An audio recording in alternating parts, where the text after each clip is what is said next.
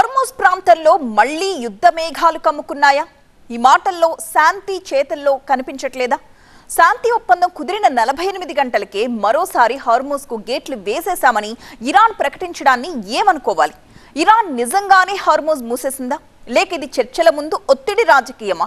Switzerland లో చర్చల సమయంలో గల్ఫ్ లో ఉద్రిక్తత ఎందుకు పెరుగుతోంది? ఇరాన్ అమెరికా మధ్య యుద్ధ విరమణ ఒప్పందం తర్వాత 60 రోజుల చర్చలకు రంగం సిద్ధమవుతోంది. అమెరికా ఉపాధ్యక్షుడు జేడీ వ్యాన్స్ మరో 2 రోజుల్లో స్విట్జర్లాండ్ కు వెళ్తున్నట్టు ప్రకటించారు. అమెరికా ప్రతినిధులు ఇప్పటికే అక్కడ చర్యలు ప్రారంభించారని తెలిపారు. ఇరాన్ కూడా తన బృందాన్ని పంపిస్తున్నట్లు ప్రకటిస్తూనే ఓ బాంబు పేల్చింది. ఇరాన్ రెవల్యూషనరీ గార్డ్ ఐఆర్జీసీ చేసిన ప్రకటన ప్రపంచాన్ని ఒక్కసారిగా ఉలిక్కిపడేలా చేసింది. స్ట్రైట్ ఆఫ్ హార్మోజ్ మూసివేశాం, ఈ మార్గంలో వచ్చే నౌకల భద్రతకు తాము హామీ ఇవ్వలేమని ప్రకటించింది. దీంతో నౌకల రాకపోకలపై మళ్లీ గందరగోళం ఏర్పడింది. అయితే హార్మోజ్ క్లోజ్ చేశారన్న వార్తలను అమెరికా వెంటనే ఖండించింది. హార్మోజ్ లో రాకపోకలు కొనసాగుతున్నాయని, సముద్ర మార్గం పూర్తిగా క్లోజ్ చేసినట్లు తమకు ఎలాంటి సమాచారం లేదని జేడీ వ్యాన్స్ స్పష్టం చేశారు. అసలు ఇరాన్ ప్రకటన చేయడానికి ప్రధాన కారణం లెబనాన్.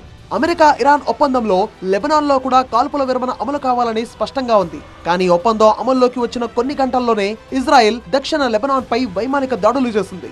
ఈ దాడుల్లో కొంతమంది చనిపోయారు కూడా. దీనిని ఇరాన్ ఒప్పంద ఉల్లంఘనగా భావిస్తోంది. అమెరికా ఇజ్రాయెల్ ను నియంత్రించడంలో విఫలమైందని ఇరాన్ భావిస్తోంది. ఒప్పందం కుదిరిన గ్రౌండ్ లెవెల్లో పరిస్థితులు అలాగే ఉండడంతో అమెరికాపై ఒత్తిడి తెచ్చేందుకు ఇరాన్ ఈ ప్రకటన చేసి ఉండవచ్చని విశ్లేషకులు భావిస్తున్నారు. అయితే స్ట్రైట్ ఆఫ్ హార్మోజ్ ను పూర్తిగా మూసివేయడం అంత తేలిక కాదు.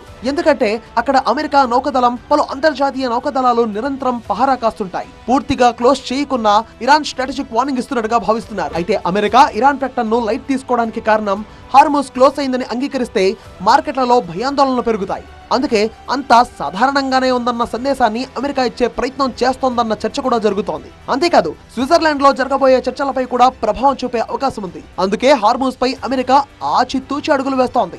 మరోవైపు చర్చలకు ముందు తన బలం ఏమిటో చూపించి అవసరమైతే ప్రపంచ ఇంధన సరఫరా పైన ప్రభావం చూపగలమనే సంకేతం ఇవ్వడమే ఇరాన్ లక్ష్యంగా కనిపిస్తోంది. ఈ పరిస్థితుల్లో శాంతి చర్చలు సాఫీగా ముందుకు వెళ్తాయా అన్న అనుమానాలు అంతర్జాతీయంగా పెరిగాయి.